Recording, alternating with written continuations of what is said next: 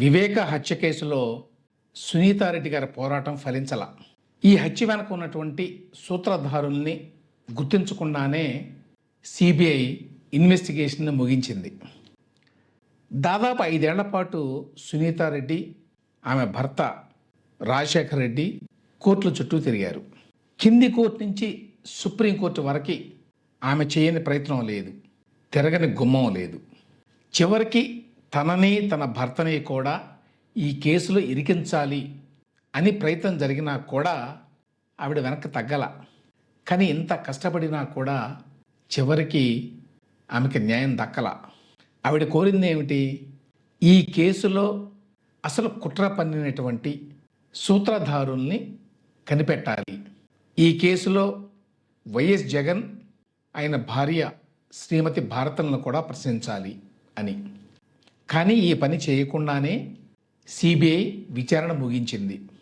విచారణ పూర్తి అయిపోయింది అని చెప్పి సుప్రీంకోర్టు కూడా చెప్పింది. సో చివరికి వివేక హత్య కేసులో సిబిఐ ఏం తేల్చింది?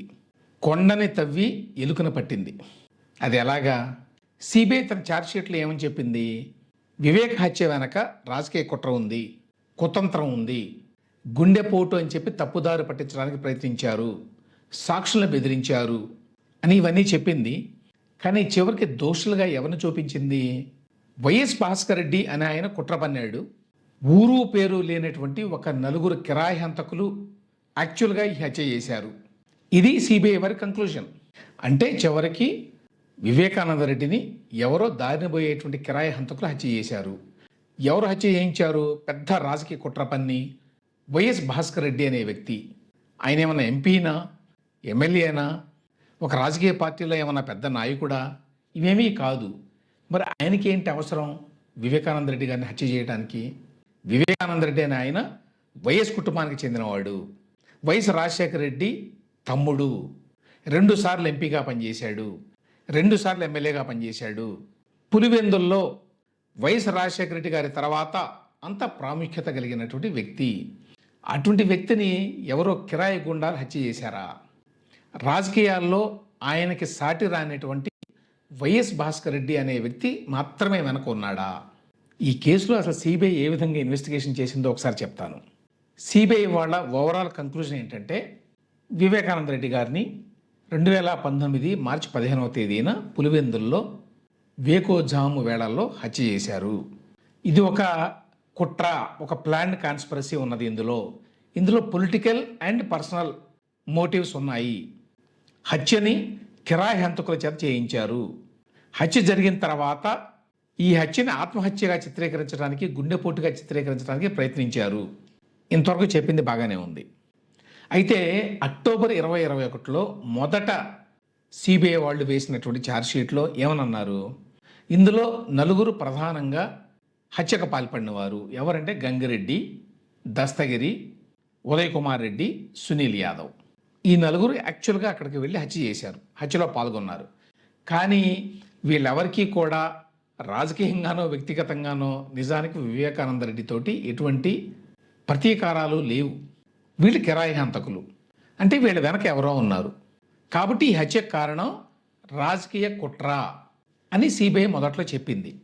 ఆ తర్వాత జనవరి 2022న మరొక ఛార్జ్షీట్ వేసింది, ఫస్ట్ సప్లిమెంటరీ ఛార్జ్షీట్. అందులో అదనంగా ఏం చెప్పారు? మేము అనుకున్న దానికంటే కూడా ఇందులో రాజకీయ కుట్ర కోణం ఇంకా పెద్దది అన్నారు. లార్జర్ కాన్స్పిరసీ ఉన్నది అన్నారు. అంతేకాదు, దీని వెనక ఈ కుట్ర చేసిన వాళ్ళు ఇంకా చాలామంది ఉన్నారు. వీళ్ళందరూ కూడా ఆధారాలను చెరిపేయడానికి ప్రయత్నించారు. తర్వాత తప్పుదోవ పట్టించడానికి ఒక కథనాన్ని అల్లారు అని కూడా చెప్పారు. ఆ తర్వాత 2023వ సంవత్సరంలో, అంటే జగన్మోహన్ రెడ్డి గారు ఉన్నప్పుడే 2వ సప్లిమెంటరీ ఛార్జ్షీట్ని వేశారు. అందులో ఒక మేజర్ డెవలప్మెంట్ అయింది. అదేంటి? మొదటిసారిగా వైఎస్ అవినాష్ రెడ్డి, అంటే జగన్మోహన్ రెడ్డి గారి కజిన్ ప్లస్ ఎంపీ, ఈయన్ని అక్యూజ్ నెంబర్ 8గా ఈ కేసులో పెట్టారు. దాంతోపాటు అప్పటికే అక్యూజ్ నెంబర్ 7గా ఉన్నటువంటి ఆయన తండ్రి వైఎస్ భాస్కర్ రెడ్డి గారిని అరెస్ట్ చేశారు. అప్పుడు సిబిఐ ఏమని చెప్పింది? ఈ సప్లిమెంటరీ ఛార్జ్షీట్లో వైఎస్ అవినాష్ రెడ్డి అలాగే ఆయన తండ్రి వైఎస్ భాస్కర్ రెడ్డి ఇద్దరూ కూడా ఈ కుట్రలో భాగస్వాములు అన్నారు. ఈ కేసులో ఆధారాలను చెరిపేయడంలో ప్రధాన పాత్ర వాళ్ళదే అన్నారు. ఎంపీగా ఉన్నాడు ఆయన, ప్లస్ భాస్కర్ రెడ్డి వైఎస్ కుటుంబ సభ్యుడు కాబట్టి వాళ్ళకి బాగా పలుకుబడి ఉంటుంది కాబట్టి ఈ ఆధారాలను చేర్పేయడంలో ప్రధాన పాత్ర వాళ్ళదే అనేది ఒకటి. రెండవది, ఆత్మహత్య అనేటువంటి కథనాన్ని అల్లింది వీళ్ళే అని కూడా సిబిఐ చెప్పింది ఈ ఛార్జ్షీట్లో.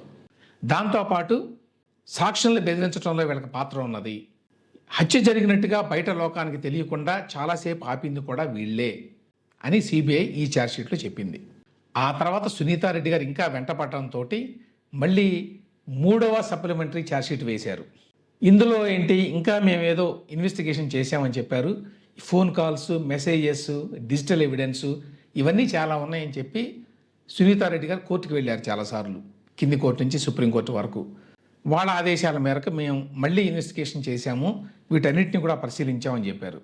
అయితే చివరికి ఏం తేల్చారంటే కొత్తగా ఇందులో దోషులు ఎవరు మాకు కనబడలేదు అని చెప్పారు. కొత్తగా ఎటువంటి ఆధారాలు దొరకలేదు, ఆల్రెడీ మా దగ్గర ఉన్నవి కాకుండా అని కూడా చెప్పారు. ఈ ఛార్జ్షీట్ తోటి ఇక ఈ కేసులో దర్యాప్తు పూర్తయినట్టే అని కూడా స్పష్టంగా సుప్రీంకోర్టుకి సిబిఐ చెప్పింది. ఎందుకు, సునీతారెడ్డి గారు పదే పదే ఈ కేసులో ఇంకా దర్యాప్తు జరగాల్సి ఉంది, ఇంకా చాలామందిని ప్రశ్నించాల్సి ఉంది, ఇందులో జగన్మోహన్ రెడ్డి ఆయన భార్య భారతీయ రెడ్డిల పాత్రల గురించి కూడా మీరు ఇన్వెస్టిగేషన్ చేయాలి, దానికి సంబంధించి కొన్ని ఆధారాలు నా దగ్గర ఉన్నాయి, వీటన్నిటిని తీసుకుని వీటి మీద ఎస్పెషల్లీ ఫోన్ కాల్స్, మెసేజెస్ ఇట్లాంటివి వీటిని మీరు లోతుగా దర్యాప్తు చేయండి అని అడిగారు. సిబిఐ వాళ్ళు మేము అన్నీ చేశాము, ఇక ఎంతకంటే ఇందులో మాకు కొత్తగా ఏమీ కనబడడం లేదు అని చెప్పారు వాళ్ళు సుప్రీంకోర్టుకి. సో సుప్రీంకోర్టు కూడా చివరికి సిబిఐ ఇంకా ఇందులో కొత్తగా దర్యాప్తు చేయడానికి ఏమీ లేదు అని చెప్తోంది. కాబట్టి ఇంకేమైనా కొత్తగా మీ దగ్గర ఆధారాలు ఉంటే కింది కోర్టుకు వెళ్ళి మీరు తర్వాత అక్కడ చూపించండి, ప్రస్తుతానికైతే ఈ కేసు ఇంతటితో అయిపోయినట్టే అని చెప్పింది. సో లేటెస్ట్ స్టేటస్ ఏమిటి వివేకానంద రెడ్డి గారి హత్య కేసులో అంటే, హైదరాబాద్లో ఉన్నటువంటి ఈ స్పెషల్ సిబిఐ కోర్టు ఇప్పటి వరకు సిబిఐ వేసినటువంటి మొదటి ఛార్జ్షీటు, ఆ తర్వాత వేసినటువంటి 3 సప్లిమెంటరీ ఛార్జ్షీట్ల ఆధారంగా విచారణ ప్రక్రియను చేపట్టింది. ఈలోగా ఈ కేసులో ఉన్న వాళ్ళందరికీ బెయిల్ వచ్చింది. ఆల్రెడీ ఇన్వెస్టిగేషన్ పూర్తయింది కాబట్టి, ఛార్జ్షీట్లన్నీ వేశారు కాబట్టి ఇక వాళ్ళ బెయిల్ రద్దు చేయాల్సిన అవసరం కూడా లేదు అని చెప్పి సుప్రీంకోర్టు కూడా స్పష్టం చేసింది. ఇది ఈ కేసు స్టేటస్. ఇప్పుడు అసలు ప్రశ్నలు. సునీత గారు ఇప్పటికీ ఈ కేసులో లోతుగా దర్యాప్తు చేయలేదు. జగన్మోహన్ రెడ్డి గారిని, భారతి గారిని ప్రశ్నించాలి. మీరు పాత్రధారుల్ని కనిపెట్టారు కానీ సూత్రధారులను మాత్రం ఇంతవరకు దర్యాప్తు చేయలేదు అని చెప్పి పదే పదే అంటున్నారు. సో ఇక్కడ ఎవరికైనా వచ్చేటువంటి ప్రశ్నలు ఏమిటంటే, ఓకే సునీత గారు కొన్ని ఆరోపణలు చేస్తున్నారు, జగన్మోహన్ రెడ్డి గారికి లేక భారతీ రెడ్డి గారికి ఇందులో కొంత సంబంధం ఏదో ఉంది, మీరు లోతుగా దర్యాప్తు చేయండి అని. జస్ట్ బికాజ్ సునీత గారు ఆరోపణ చేశారు కాబట్టి జగన్మోహన్ రెడ్డి దంపతుల పాత్ర గురించి సిబిఐ ఇన్వెస్టిగేషన్ చేయాలా అనే ప్రశ్న వస్తుంది. సో సునీతారెడ్డి గారి మోటివ్ ఏమిటి అనేది ప్రశ్నించాలి. ఏ ఉద్దేశంతో ఆవిడే ఈ డిమాండ్ చేస్తున్నారు, ఆవిడకి ఏమైనా ప్రయోజనం ఉందా ఇందులో? సునీతారెడ్డి గారు రాజకీయాల్లో లేదు. సునీతారెడ్డి గారికి వివేకానంద రెడ్డి హత్యకు ముందు జగన్మోహన్ రెడ్డితో కానీ, వైఎస్ఆర్సీపీతో కానీ, లేక వాళ్ళ మిగతా కుటుంబ సభ్యులతో కానీ ఎటువంటి తగాదాలు లేవు. ఆవిడ ఈ డిమాండ్ చేయడం ద్వారా, ఈ విధంగా దాదాపు 5 ఏళ్లకు పైగా పోరాటం చేయడం ద్వారా నష్టపోయిందే తప్ప ప్రయోజనం పొందల. ఆవిడకి తన కుటుంబంలో ఉన్న కొంతమందితో సంబంధాలు పోయినాయి. జగన్మోహన్ రెడ్డి, భారతీ రెడ్డి వాళ్ళు ఒక పార్టీ నడుపుతున్నారు, ఆయన ముఖ్యమంత్రిగా ఉన్నాడు, ఆయనకి చాలా పవర్ ఉంది. అటువంటి వ్యక్తులతో తగాదా పెట్టుకుంటే నష్టమే కానీ లాభం లేదు ఆమెకి. అయినా కూడా ఆవిడ పోరాటం చేసింది ఎందుకు? ఈ కేసులో ఎవరైతే నిజంగా వెనుకున్నారో సూత్రధారులు వాళ్ళని కనిపెట్టాలి అనేటువంటి డిమాండ్ ఒకటే ఆవిడ చేసింది. సో ఈ 5 ఏళ్లుగా చేసిన పోరాటం వల్ల సునీతారెడ్డి గారికి అన్ని రకాలుగా నష్టమే జరిగింది. వ్యక్తిగతంగా, మానసికంగా, ఆర్థికంగా. కింది కోర్టు నుంచి పై కోర్టు వరకు ఎన్నోసార్లు వెళ్లాల్సి వచ్చిందంటే బోల్డెన్ డబ్బులు పెట్టాల్సి వచ్చింది, అనేక రకంగా ఇబ్బందులు ఎదుర్కోవాల్సి వచ్చింది. కాబట్టి ఆవిడకి నష్టమే జరిగింది కానీ లాభం జరగల. ఆవిడకి ఎటువంటి మోటివ్ ఉన్నట్టుగా లేదు, ఎందుకంటే ఆవిడ రాజకీయాల్లో లేదు, ఆవిడేదో పదవి అడిగినట్టుగా ఎక్కడా లేదు. ఇక మరోవైపున చూస్తే వివేకానంద రెడ్డి అనే ఆయన స్వయంగా రాజశేఖర రెడ్డి గారికి తమ్ముడు, జగన్మోహన్ రెడ్డి గారికి చిన్న అన్న. అలాంటి వివేకానంద రెడ్డి గారిని పులివెందులలో హత్య చేసేటువంటి ధైర్యం ఎవరికైనా ఉంటుందా? ఒకటే పాజిబిలిటీ, రాజకీయ ప్రత్యర్థులు చేయాలి. ఎవరు రాజకీయ ప్రత్యర్థులు జగన్మోహన్ రెడ్డి గారికి? ఆయన మాటల ప్రకారం అయితే తెలుగుదేశం పార్టీ. తెలుగుదేశం పార్టీలో ఎవరికీ కూడా వివేకానంద రెడ్డి గారి మీద అంత కక్ష ఉన్నట్టుగా ఎక్కడ ఎటువంటి ఆధారం లేదు. అందుకే మరి జగన్మోహన్ రెడ్డి గారు కానివ్వండి, ఆయన సన్నిహితులు కానివ్వండి, మొదట ఆత్మహత్య అన్నారు.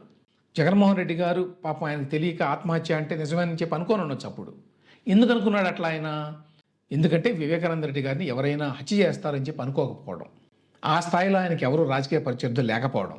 ఒకవేళ జగన్మోహన్ రెడ్డి గారికి తెలియకుండానే ఈ హత్య జరిగి ఉండొచ్చు. ఒకటి, పులివెందుల్లో అంత ధైర్యం చేసేవాళ్ళు ఎవరు లేరని చెప్పాను. వాళ్ళకి తెలియకుండా పులివెందుల్లో చీమ కూడా చిటుక్కుమనదు అనేది అందరికీ తెలిసిన సత్యం. దాదాపు 30 ఏళ్లగా వైఎస్ కుటుంబానిదే పులివెందుల్లో పెత్తనం. వాళ్ళకి తెలియకుండా అక్కడ ఏమీ జరిగేటువంటి అవకాశం లేదు. అంతేకాదు, అసలు ఆ కుటుంబాన్ని ఎదిరించి ఆ కుటుంబంలో ఒక వ్యక్తిని, మరీ ముఖ్యంగా వివేకానంద రెడ్డి లాంటి ముఖ్యమైనటువంటి నాయకుడిని చంపేటువంటి ధైర్యం ఎవ్వరూ చేయరు. లేదు, అయినా కూడా జగన్మోహన్ రెడ్డి గారికి తెలియకుండానే జరిగింది. తెలియకుండా జరిగినప్పుడు జగన్మోహన్ రెడ్డి గారి వైఖరి ఎట్లా ఉండాలి? మా కుటుంబంలో వ్యక్తిని స్వయంగా నా చిన్నాన్నని హత్య చేస్తారా? వాళ్ళ అంతు తేలుస్తాను, వాళ్ళకి శిక్ష పడేలాగా చేస్తాను అనేటువంటి వైఖరి ఉండాలి కదా. ఎన్నడైనా జగన్మోహన్ రెడ్డి గారు అటువంటి వైఖరిని ప్రదర్శించాడా? దారుణంగా మా చిన్నాన్న హత్య చేసిన వాళ్ళని ఎట్టి పరిస్థితుల్లో జైలుకు పంపిస్తా నేను అనేటువంటి ధోరణి కనిపించిందా ఎక్కడైనా? అటువంటి పట్టుదల కనిపించిందా? అదృష్టవశాత్తు ఆ వెంటనే ఆయన ముఖ్యమంత్రి అయ్యాడు కాబట్టి ఆయన చేతుల్లో ఉంది. అప్పటికి సిబిఐ చేతుల్లో లేదు కేసు. వెంటనే తేల్చాలి కదా, తేల్చలేదు, అది అందరికీ తెలుసు. ఇన్ఫ్యాక్ట్ ఆ కేసుని నానబెట్టడానికి, తప్పుదోవ పట్టించడానికి విశ్వ ప్రయత్నం చేశారు. ఆ తర్వాత చంద్రబాబు నాయుడు గారే స్వయంగా ఈ హత్య చేయించాడు అనేటువంటి కథనాన్ని సాక్షిలో వేయించారు. నారాసుర చరిత్ర అనే పేరుతోటి ఆయన చేతిలో ఒక గొడ్డల్ని పెట్టి మరీ బొమ్మ వేశారు.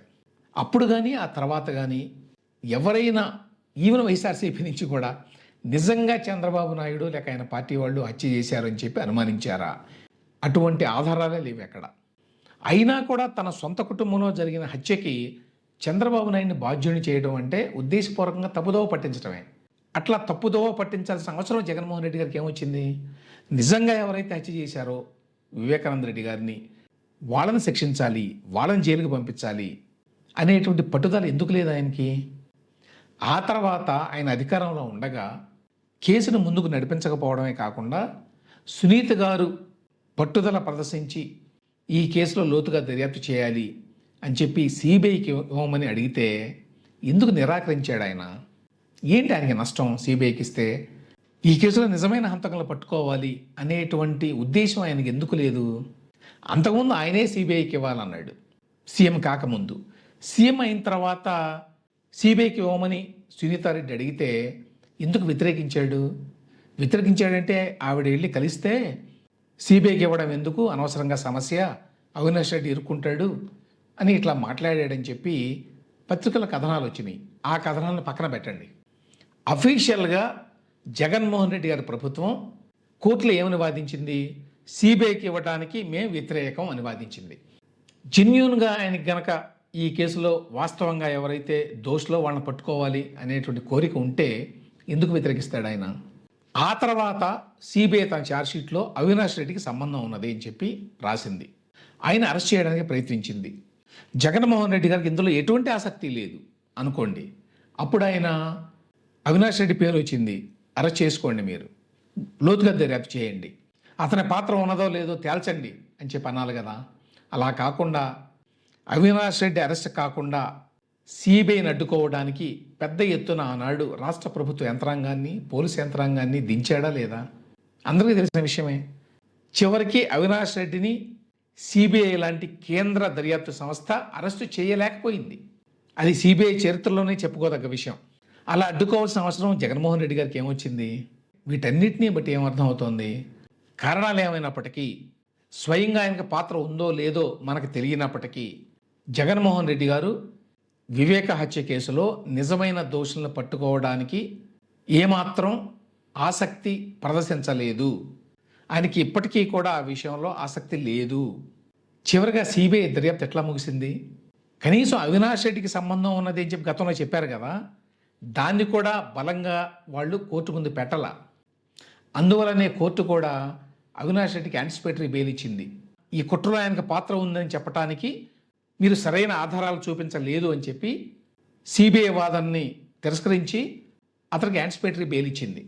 అంటే రేపు కోర్టులో అవినాష్ రెడ్డి పాత్రని ఎస్టాబ్లిష్ చేయడానికి కూడా తగిన ఆధారాలని సిబిఐ సేకరించాల. సో ఆ రకంగా రేపు అవినాష్ రెడ్డి ఈ కేసు నుంచి చాలా సులభంగా బయటపడవచ్చు. అంటే అర్థం ఏంటి? చివరికి ఏం తేలింది ఈ కేసులో అంటే, ఒక నలుగురు కిరాయి హంతకులు వివేకానంద రెడ్డి గారిని హత్య చేశారు. దీని వెనక రాజకీయ కుట్ర ఉన్నది. ఎవరు ఈ కుట్ర చేసిందంటే మ్యాక్సిమము సిబిఐ చెప్పగలిగింది వైఎస్ భాస్కర్ రెడ్డి. ఎవరు వైఎస్ భాస్కర్ రెడ్డి అంటే వైఎస్ రాజశేఖర రెడ్డి గారి కజిన్. అంటే వైఎస్ రాజశేఖర రెడ్డి గారి తాత, అలాగే వైఎస్ భాస్కర్ రెడ్డి గారి తాత ఒక్కరే, వైఎస్ వెంకటరెడ్డి గారు. ఆయనకున్న ఇద్దరు భార్యల పిల్లలు వీళ్ళు. మరి వైఎస్ భాస్కర్ రెడ్డి గారికి ఏ రకంగా వివేకానంద రెడ్డి గారు అడ్డు రాజకీయంగా? వైఎస్ భాస్కర్ రెడ్డి గారు ఎమ్మెల్యే కాదు, ఎంపీ కాదు. ఎంపీగా పోటీ చేద్దామని అనుకోలేదు, ఎమ్మెల్యేగా పోటీ చేద్దాం అనుకోలేదు. పోటీ చేసింది ఎవరు? అవినాష్ రెడ్డి. ఎంపీగా పోటీ చేద్దాం అనుకున్నది ఎవరు? వివేకానంద రెడ్డి. సో రాజకీయ కుట్ర పనితే ఎవరు పన్నాలి? తర్వాత జగన్మోహన్ రెడ్డి గారికి సంబంధం లేకుండా, ఆయన అనుమతి లేకుండా, ఆయనకి తెలియకుండా, ఆయన్ని పరిగణలోకి తీసుకోకుండా ఇటువంటి కుట్రలు పనేటువంటి ధైర్యం భాస్కర్ రెడ్డి కానీ మరెవరైనా కానీ ఆ కుటుంబంలో చేయగలరా? ఇవన్నీ అందరికీ వచ్చేటువంటి అనుమానాలు. కానీ సిబిఐ మాత్రం ఏం చెప్తోంది? నలుగురు కిరాయి హంతకులు హత్య చేశారు, వైఎస్ భాస్కర్ రెడ్డి గారు దీని వెనక ఉన్నారు. ఆ మొత్తం వైఎస్ కుటుంబంలో కానీ, పులివెందుల్లో కానీ తిరుగులేని నాయకుడిగా ఉన్నటువంటి జగన్మోహన్ రెడ్డి గారికి ఈ కేసులో ఎటువంటి సంబంధం లేదు అని సిబిఐ చెప్తోంది. సిబిఐ ఆ మాట చెప్తోంది కాబట్టి ఇంతటితో ముగిద్దాం ఈ కేసుని అని సుప్రీంకోర్టు కూడా చెప్పింది. కాబట్టి సునీతారెడ్డి గారు ఏ డిమాండ్ అయితే మొదటి నుంచి చేస్తున్నారో ఆ డిమాండ్ నెరవేరలేదు. దానికి అర్థం ఏంటంటే ఈ కేసులో న్యాయం జరగలేదు, ముందు జరిగేటువంటి అవకాశాలు కూడా లేవు.